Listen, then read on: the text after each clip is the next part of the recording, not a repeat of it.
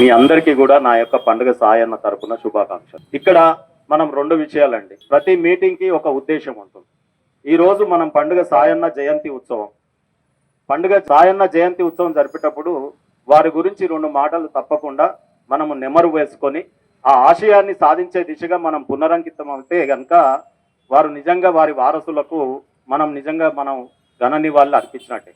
ఇళ్లలో మన నాన్నలో తాతలో చేసినటువంటి అనేక కార్యక్రమాలని ప్రతి సంవత్సరం ఎట్లయితే మనం వల్లె వేసుకుంటామో, మన మొత్తం సమాజానికి సేవ చేసినటువంటి మన నాయకులకు కూడా ఆ రకంగా మనం ఈరోజు నివాళులు అర్పించుకోవడం చాలా ఆనందదాయకం.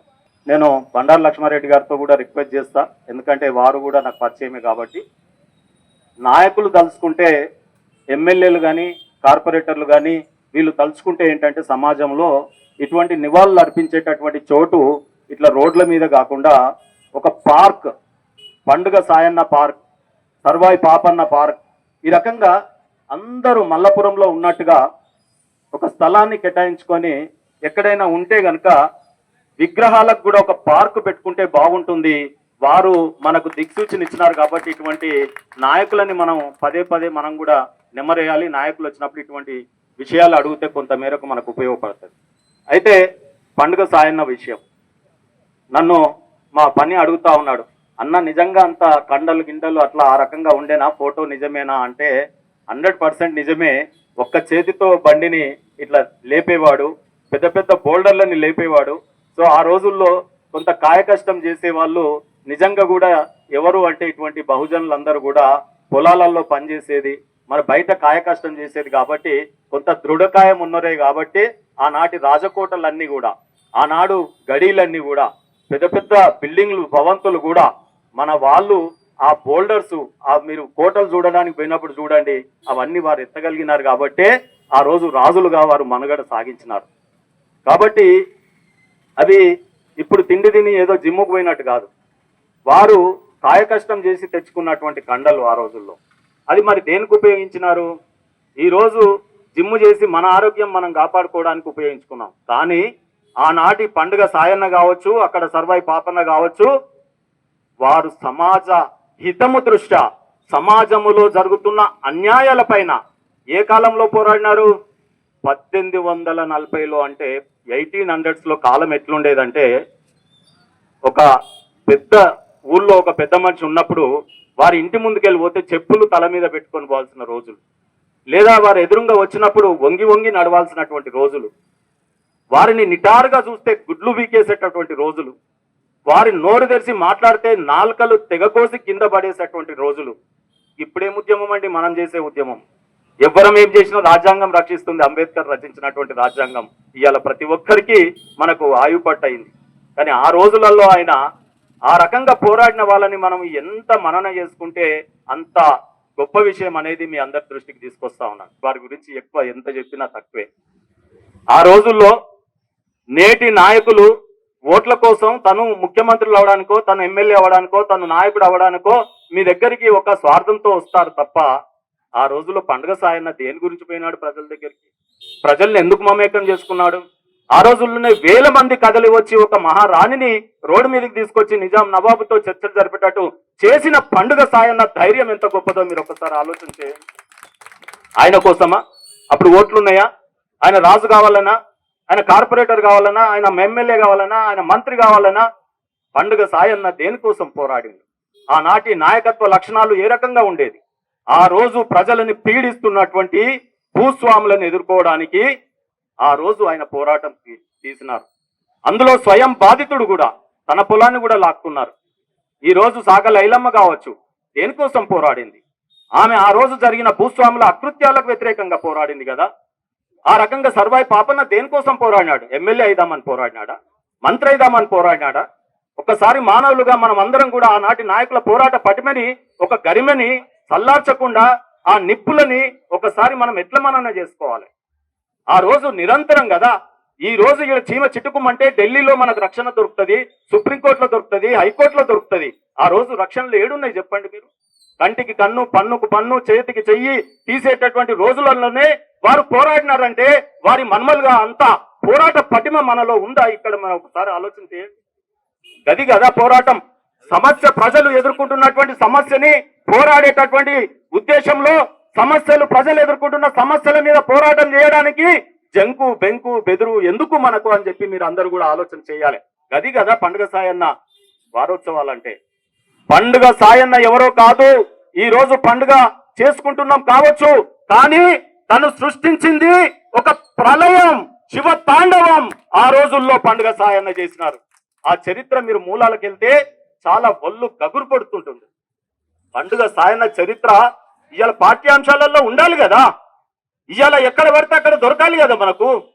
ఇవాళ వాట్సాప్లలో ఫేస్బుక్లలో ఈ రోజు ఎంతమంది మనం షేర్ చేస్తా ఉన్నాం చెప్పండి వారి స్టోరీని. వీడికొచ్చి ఇంత పెద్ద పండుగ చేస్తా ఉన్నాం, 100 కొబ్బరికాయలు అక్కర్లేదు, ఒక్క కొబ్బరికాయ చాలు.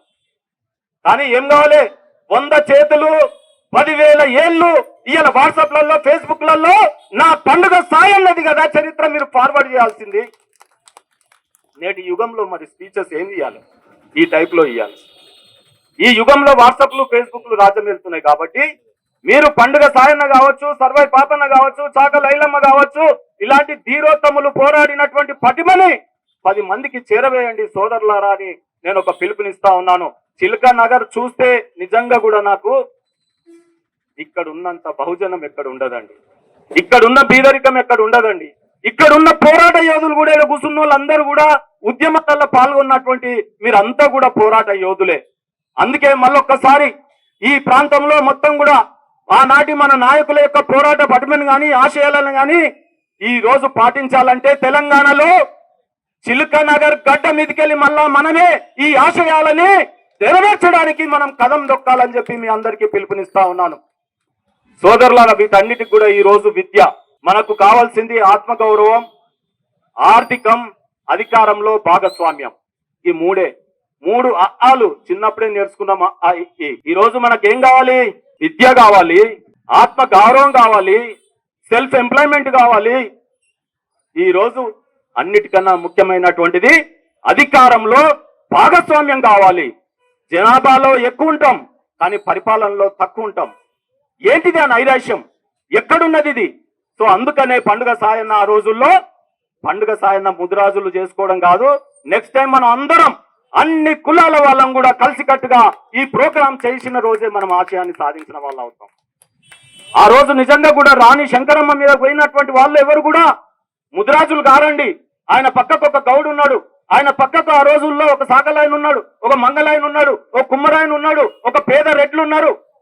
ఆ రకంగా ఆయన సమూహాలను కదిలించిన వ్యక్తికి ఇవాళ సర్వై పాపన్న వస్తేనేమో అక్కడ మా గౌడ్లు చేయాలి, ఇవాళ ఇక్కడ పండుగ సాయన్నది వస్తేనేమో ముదిరాజులు చేయాలి, మా శాలివాన చక్రవర్తిది వస్తేనేమో కుమ్మరోళ్ళు చేయాలి. ఎక్కడ పోతున్నాం? రాజ్యం ఎటువైపు పోతుంది? మూస పద్ధతిలో పొద్దునెళ్ళి నాయకత్వాలు నిర్మించడం కాదు, రాబోయే కాలంలో ఈ పండుగలన్నీ కూడా ప్రభుత్వాలే నిర్వహించేటట్టు, ఆ ప్రభుత్వంలో ఎన్నుకోబడిన మన ఓట్ల చేత ఎన్నుకోబడిన నాయకులే ఈ పండుగలు నిర్వహించేటట్టు మనం పోరాడుదాం, కలిసి నడుద్దాం.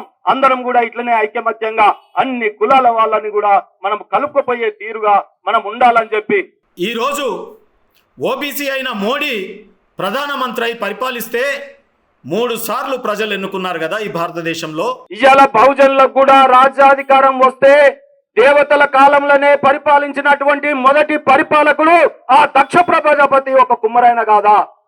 ఆ తర్వాత కాలంలో మీరు అనొచ్చాది దేవతల కాలం, కానీ త్రేతాయుగములో పరిపాలించినటువంటి శ్రీరామచంద్రుడు ఉప్పురైన సగరుడు కాదా?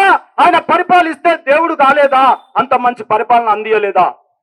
మీరు అనుకోవచ్చు అది త్రేతాయుగం. మొన్నటి ద్వాపర యుగం తీసుకుందాం. ద్వాపర యుగంలో పరిపాలించినటువంటి రాజు ఎవరు?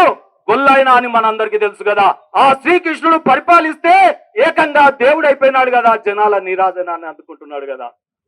మీరు అనుకోవచ్చు అది దేవతల కాలం, చక్రవర్తుల కాలం. దేశాన్ని పరిపాలించిన శాలివాన చక్రవర్తి కుమ్మరైన పరిపాలించలేదా? అశోక చక్రవర్తి మంగళైన పరిపాలించలేదా? ఏ రకంగా చెప్పుకుంటూ పోవాలి కథలు? నేను నేటి యుగంలో కర్పూరి ఠాకూర్ మంగళైన 3 సార్లు పరిపాలిస్తే మొన్న భారత ప్రభుత్వం భారత రత్న తీసుకోలేదా? ఇవాళ అంబేద్కర్ రచించినటువంటి రచనతో ఆ పుస్తకమే ఇవాళ మనందరికీ కూడా ఒక ధైర్యాన్ని ఇవ్వట్లేదా?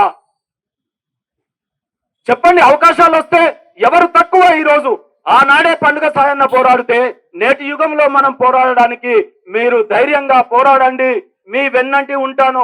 రాబోయే కాలంలో హాల్ మీటింగ్స్ పెట్టండి, వర్క్ షాప్స్ పెట్టండి. నేను ఇంత ముందు చెప్పినటువంటి పరిపాలన ఎవరెవరికి ఎట్లా అవకాశాలు వస్తే ఏ రకమైన నైపుణ్యంతో మనం పోరాడగలుగుతామో, ఎంత పొదుగుచ్చిన చెట్టునైనా ఎక్కగలిగేటటువంటి మొగాడు మనగాడు నైపుణ్యం ఉంటేనే కదా ఎక్కేది నా గౌడన్న అని చెప్తా ఉన్నాను. ఎంత నైపుణ్యం ఉంటే ఈ రోజు మట్టి పాత్రలు పంచభూతాలని సైతం మరి పాత్రగా మలిచినటువంటి వారు ఉన్నారు.